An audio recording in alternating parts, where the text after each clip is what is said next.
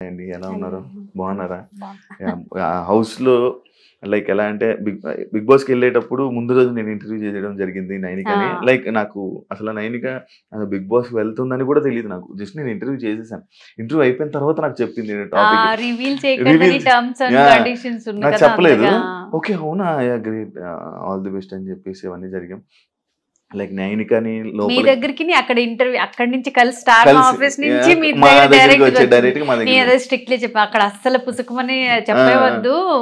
వాళ్ళ clues and అవును. ఉంటాయి కదా ఉంటాయి. క్లాగ్ ఉంటాయి. యాహ్! అవన్నీ మళ్ళీ మనం ముందు హ్మ్. నుంచి పట్టించుకుంటే మంచిది అని. నైనికని నేను చూసాను కాబట్టి ఇప్పుడు మిమ్మల్ని చూడంగానే సేమ్ నైనికని చూసినట్టు ఉంటారు ఎవరైనా అన్నారా? కదండి. ఆ! అంటూ చాలా మంది ఉంటారా? అంటారు. సేమ్ అసల. ఆహ్, ఏవండి ఎలా ఉంది గేమ్ బిగ్ బాస్‌లో ఆడుతుంది? ఫస్ట్ వీక్ నుంచి చూసుంటారు. ఎలా అనిపిస్తుంది మీకు? మీరేమో మంచి మైండ్ సెట్‌తో ఆడుతుంది అంటున్నారు. అక్కడ బిగ్ బాస్ హౌస్‌లో అంటే ఇమ్మెచ్యూర్ ట్యాగ్ ఇచ్చేస్తున్నారనమాట. ఆ! ఆ! వీక్, ఇమ్మెచ్యూర్ అని. హ్మ్. బయటని నా వరకు అయితే ఇప్పటి వరకు నేను ఎంత రివ్యూస్ నార్మల్ హ్మ్. పబ్లిక్‌తో నేను నార్మల్‌గా అడుగుతున్నాను. అంటే యాస్ ఎ నైనిక మదర్ కూడా కాదు. వాళ్ళకి తెలీదు నేను నైనిక మదర్ అని. హ్మ్. అంటే వాళ్ళకి అడుగుతుంటే లేదు అమ్మాయి చాలా బాగా ఆడుతుంది అని. హ్మ్.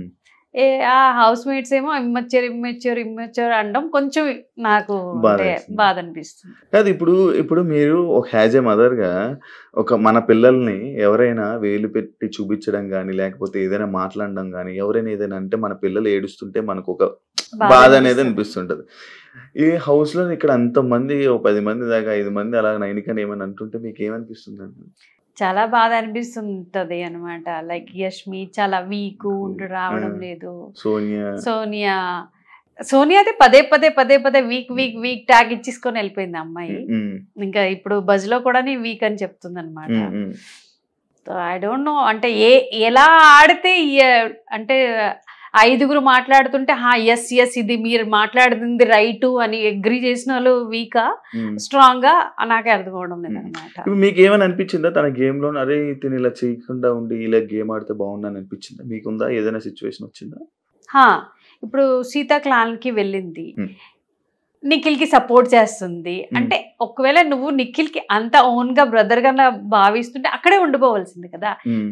ఇక్కడికి వెళ్ళి వాళ్ళు కూడా ఎనక బ్యాక్ బ్యాక్ బిచింగ్ చేసుకుంటున్నారు. విష్ణుప్రియ ఆ! మాటలు అన్నీ హ్మ్. అర్థమవుతుందనమాట. తనకి నచ్చడం లేదు అని. హ్మ్. అదే ఇటే ఉంటే బావున్ను అని. హ్మ్. ఫ్రెండ్‌షిప్, బ్రదర్ మధ్యన అంటే తను చాలా నలిగిపోతుంది. తికమకలాడిపోతుంది. యాహ్! తెలుగు ప్రాబ్లమ్ ఎక్కడి నుంచి ప్రాపర్ మీరు? నైనికకి తెలుగు ప్రాబ్లమ్ మాది ఉంది. వైజాగే. హ్మ్. బట్ నేను కూడా పుట్టి పెరిగింది ఒడిస్సాలోనే. తను కూడా పుట్టి పెరిగింది ఒడిస్సాలోనే అన్నమాట. అచ్చచ్చచ్చ! ఇది మా ఇంటి అంటే సిట్యుయేషన్‌కి మేము హిందీలో మాట్లాడుకుంటాం ఇంట్లో. హ్మ్. సో, అలాగ అలవాటయిపోయింది. ఇబ్బందొస్తుంది కదా! తనకి ఇప్పుడు లోపల తనకి దీనివల్ల ఎఫెక్ట్ అయ్యేది ఛాన్సెస్ ఏమైనా ఉన్నాయా? మీకు అనిపిస్తుందా? కొంచెం నాకనిపిస్తుందన్నమాట. హ్మ్. యాక్చువల్లీ నైనిక వెళ్ళే ముందు నాకు చెప్పారు. మా మదర్‌కి బిగ్ బాస్ అంటే చాలా ఇష్టం. చాలా నేను ఇష్టం.